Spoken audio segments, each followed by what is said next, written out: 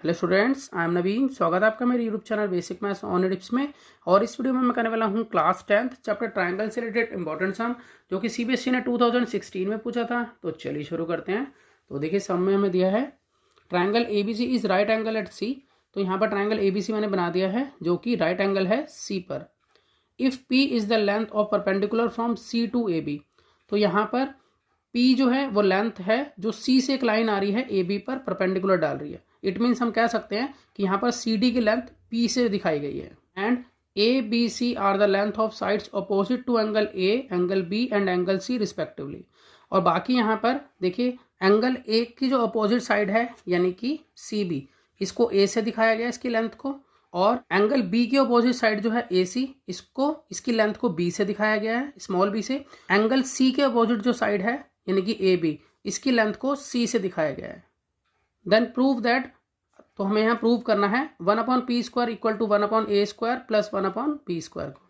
तो देखिए, सबसे पहले हमें क्या करना होगा, हमें जो ये बड़ा वाला ट्रायंगल है यानी कि ACB, और छोटा ट्रायंगल जो है जो कि है CDB, ये वाला छोटे वाला, इस वाले को हमें पहले सिमिलर प्रूव करना होगा। तो मैं यहाँ लिख लेता हूँ कि in triangle ACB and triangle CDB।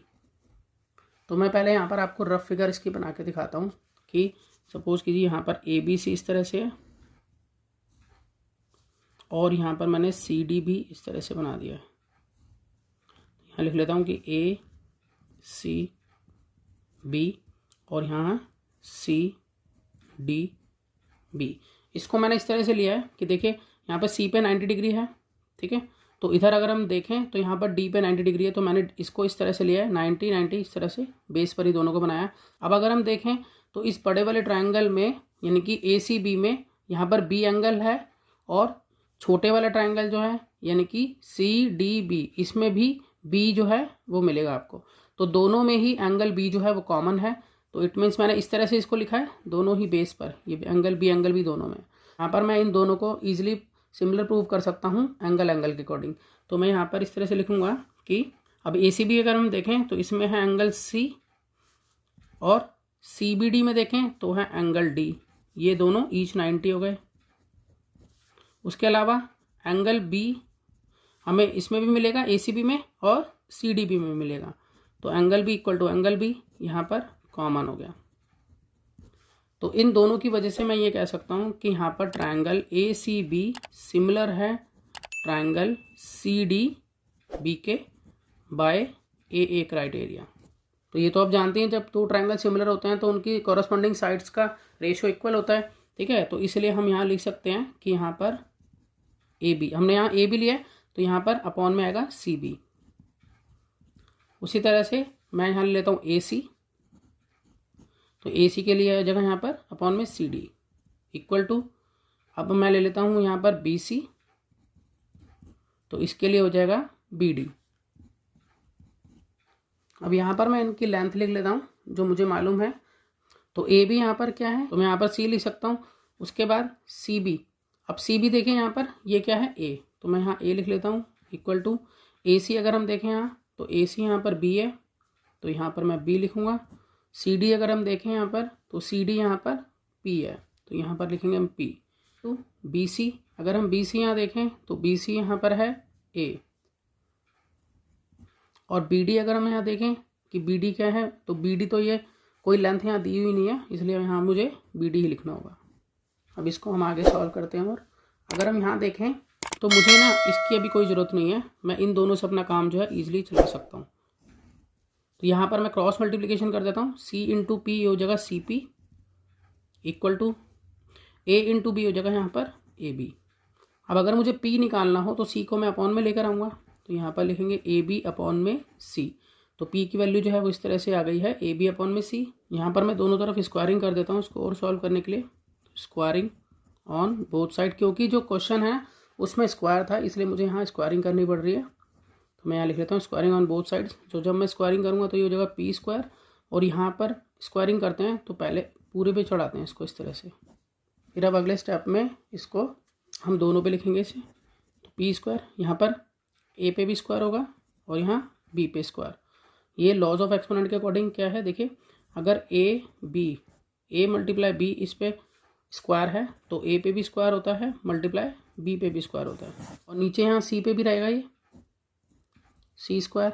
अब क्योंकि मुझे क्वेश्चन में 1/p² निकालना था तो मैं इसको उल्टा कर देता हूँ, ठीक है, नीचे वाला ऊपर, ऊपर वाला नीचे, यानी कि न्यूमरेटर को डिनोमिनेटर बनाऊंगा और डिनोमिनेटर को न्यूमरेटर। तो यहाँ पर यहाँ 1 आ जाएगा ऊपर और यहाँ p² इक्वल टू यहाँ c² ऊपर चला गया, नीचे आ गया a² b²।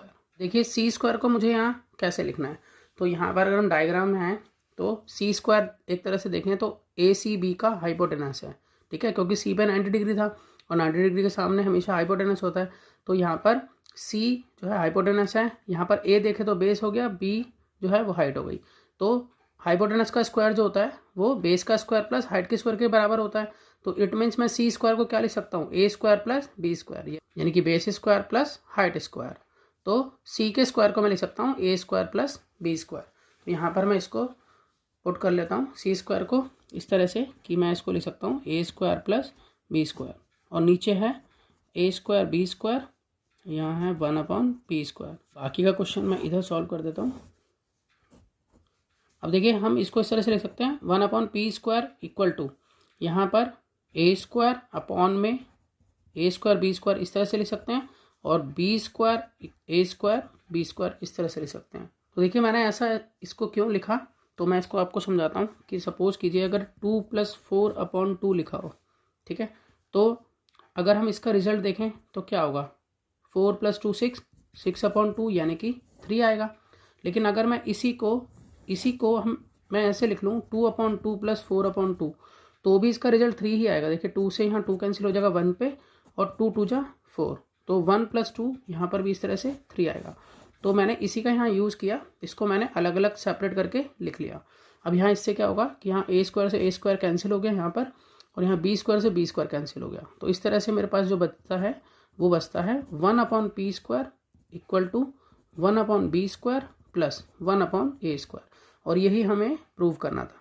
देखिए मैं दिखाता हूँ आपको, यहाँ पर हमें प्रूव करना था कि 1/p² equal to 1/a² plus 1/b²। तो यहाँ पर यही हमारा आ गया। अब हम 1/a² पहले लिखें और ये बाद में लिखें, कोई फ़र्क नहीं पड़ता, क्योंकि ऐड करने से सेम ही आंसर आता है। देखिए अगर मैं 2 + 3 करूँ तो भी 5 आएगा, 3 + 2 करूँ तो भी 5 आएगा। तो ऑर्डर आगे पीछे होने से कोई फ़र्क नहीं पड़ता। तो मैं आशा करता हूँ कि आपको सम समझ में आया होगा। इसी तरह के बहुत से सम्स क्लास 10th के लिए पहले से अपलोड है, आप उन्हें देख सकते हैं। तो मिलते हैं नेक्स्ट वीडियो में और नए सम के साथ, तब तक के लिए गुड बाय।